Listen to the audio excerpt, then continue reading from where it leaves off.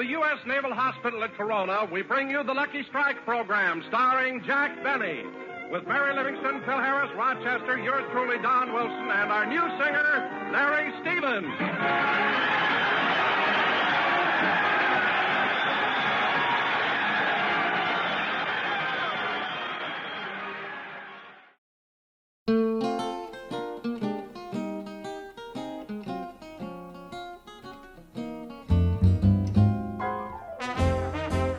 What the heck is the National Register of Historic Places? Well, it's the official list of the nation's historic places worthy of preservation. Authorized by the National Historic Preservation Act of 1966, the National Park Service's National Register of Historic Places is part of a national program to coordinate and support public and private efforts to identify, evaluate, and most importantly, protect America's historic and archaeological resources. The Norconian Resort Supreme, after quite a tussle, was listed in 2000 as a historic district.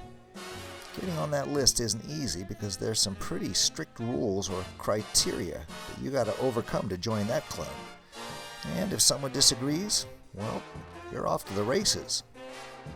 So, why bother saving all this old stuff? Or remembering what people did who were older than my grandparents? Because where we come from is important to where we are today. And when it comes to our military heritage, well, it's just plain not right to forget those men and women who sacrificed so much and fought for this great nation. So why does the U.S. Naval Hospital Corona in Norco belong on the National Register of Historic Places? It's the work of a master. Cloud Beelman was a master architect of the 20th century. He has multiple buildings on the National Register of Historic Places. Beelman's range as an architect was extraordinary. Before World War II, he filled downtown Los Angeles with magnificent Art Deco and modern designs. After the war, he embarked on another path and embraced modern design with clean lines, new materials, and a clear eye to the future. U.S. Naval Hospital Corona was an extraordinary architectural effort blending the Dwight Gibbs designed Norconian resort with new Navy buildings that met the needs of a modern World War II naval hospital. Next up, Architectural District. Continuity. According to the National Register Bulletin 15, this means a historic district possesses a significant concentration, linkage, or continuity of sites, buildings, structures, or objects, united historically or aesthetically by plan or physical development. Well, Beelman, after lobbying the Navy to add to the Norconian and not simply strip away its architectural splendor, was uncharacteristically allowed to design an extraordinary hospital complex blending the Art Deco Dwight Gibbs designs with several incredible buildings. Through tile roofs, archways, unifying windows, cupolas, segmented pillars, Beelman created a massive complex that is still stunning and singular to the work of this famous architect, and to World War II and post-war Navy buildings and architecture in general. U.S. Naval Hospital Corona in Norco is a rare example of a property type. The only remaining example of a resort-based naval hospital intact to World War II form in the entire nation. All others were either returned to their pre-war condition or have since been altered or torn down altogether. Only U.S. Naval Hospital Corona remains very nearly entirely intact. U.S. Naval Hospital Corona is the only remaining World War II constructed naval standalone general hospital in the western United States that retains historic integrity to World War II. Showmaker, Spadra, Oakland, Long Beach are gone, and Treasure Island and San Diego are both highly altered. And U.S. Naval Hospital Corona is one of only 6 World War II naval general hospitals in the entire United States that retains integrity to World War II. U.S. Naval Hospital Corona is also an example of another rare property type. Units 2 and 3 are essentially World War II time capsules of military pavilion site planning. Unit 2 is actually an extraordinary example due to the fact that it was built to blend with the Norconian, utilizing both permanent and semi-permanent construction. Unit 3 is more along the lines of quickly constructed military pavilion-style site planning and incredibly is almost completely intact down to the original windows and is still in use today. U.S. Naval Hospital Corona established the largest contingent of Mayo Clinic specialists outside of the famed Mayo Clinic.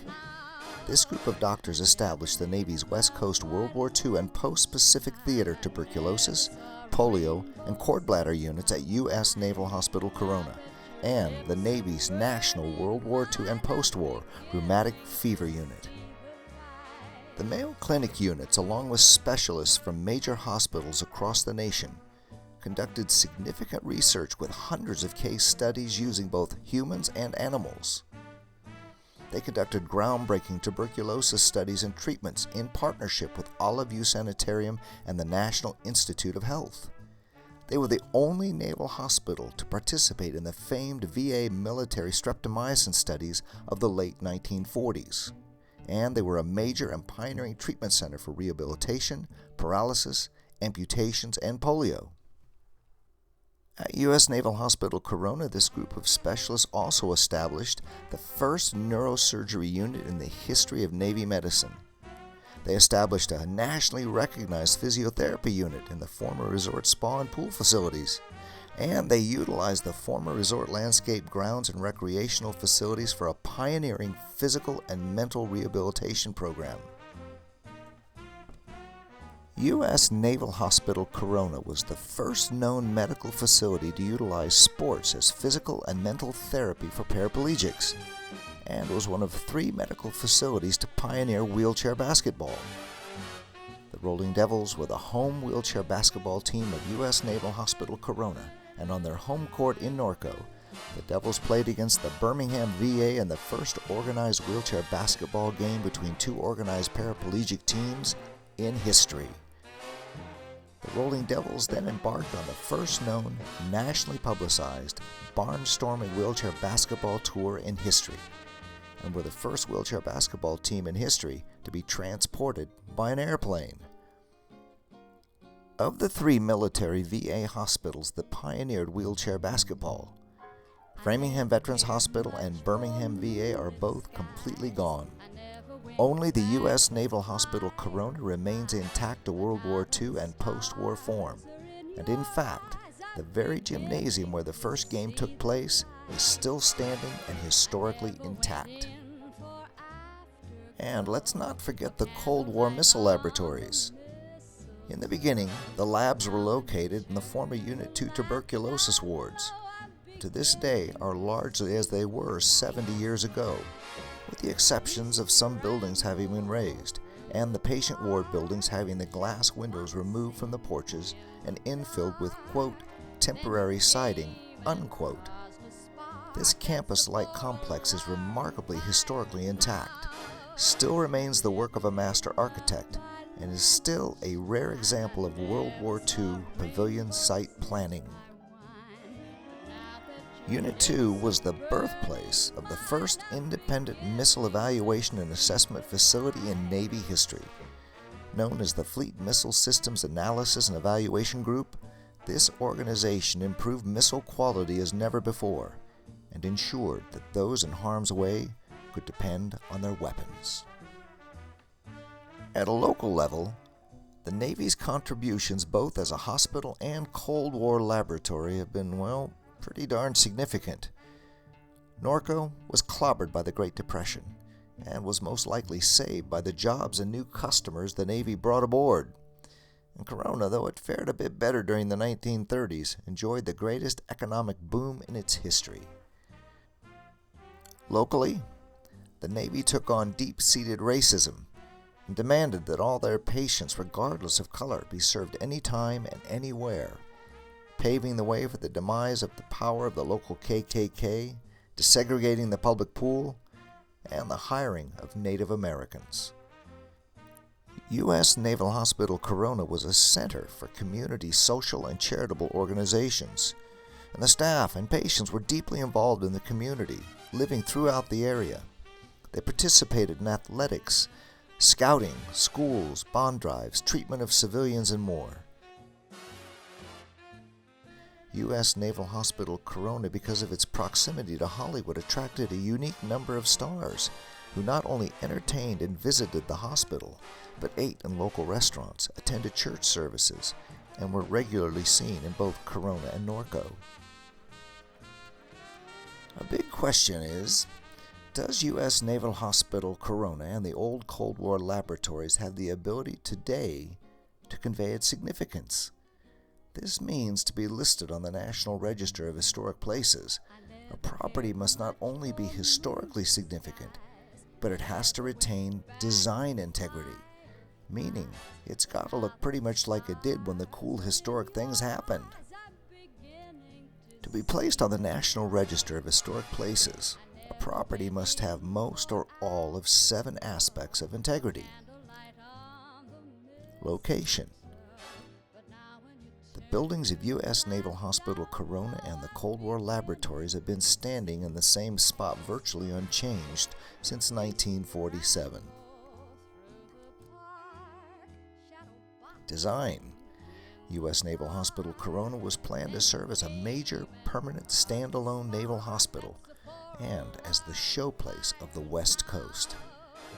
Claude Beelman set out to build a complex in the architectural style of the old Norconian, and he most certainly did that. Setting. Beelman took full advantage of the beautiful Norconian resort setting and enhanced it.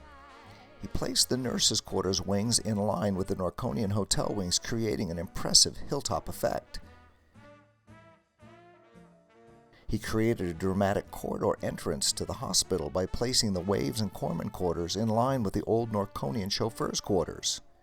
And for the Unit 2 TB wards, he fully utilized a slope overlooking the Lake Norconian, sweeping his buildings along the shore and following the architectural styles of the old resort buildings. Materials. Aside from additional layers of plaster, Unit 1 is virtually intact right down to the original windows. Unit 3 is also incredibly unchanged. Unit 2 has some new windows and doors. There has been a loss of some buildings, and the glass in the old ward building porches has been replaced with infill walls and windows. And some tile roofs have been replaced with composite roofing. No other aspect of these wards has changed. And the rest of the buildings, Corpsman Quarters, Command Center, and Recreation Building, are virtually unaltered, save for the windows and doors. Unit 2, quite simply, is remarkable in that it retains integrity to 2 eras, U.S. Naval Hospital Corona and the Cold War laboratories. Workmanship. Beelman was permitted by the Navy during a time of war and cost saving to design buildings that are still remarkable, and they complement and in a very real sense replicate the Spanish colonial designs of the Norconian. Clearly, his workmanship and that of Norconian designer Dwight Gibbs has the ability to inspire, given the designs of the base's most recently constructed buildings and those planned for the future. Feeling. Over the past few years, several former corpsmen, patients, nurses, and doctors who served at U.S. Naval Hospital Corona, as well as scientists and engineers who served at the old Cold War Navy labs, have returned and walked the grounds, touched the buildings, and they insist the historic site is virtually unchanged from the days they worked there. A bit worse for the wear, perhaps, but pretty much exactly as they remembered it. Association. The buildings of both the old hospital and Cold War labs are virtually intact and unchanged from the day they were built. They have witnessed great accomplishments.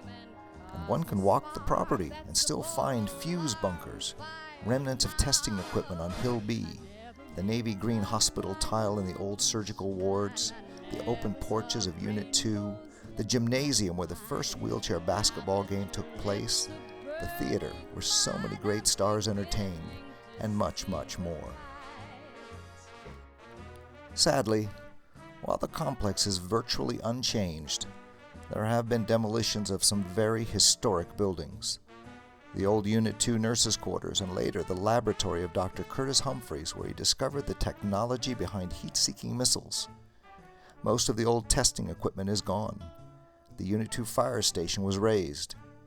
A Unit 3 building was burned to the ground during a prisoner riot, and perhaps saddest of all, the magnificent Norconian laundry building, Waves quarters, and simulation and counter laboratory were all knocked down for no other reason than a claimed rule that when one building goes up, an old one must come down.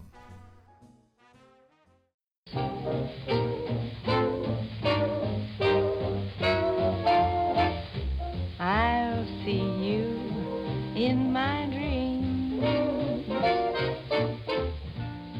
Now, the hope is we will win our battle to list the U.S. Naval Hospital Corona and the Fleet Missile Systems Analysis and Evaluation Group on the National Register of Historic Places. And in doing so, we will remember and honor the accomplishments and sacrifices of thousands of men and women who served this nation so well. And that we will never forget those sailors and Marines who died on this historic piece of soil. They will light my way tonight, so I'll see you in my dreams.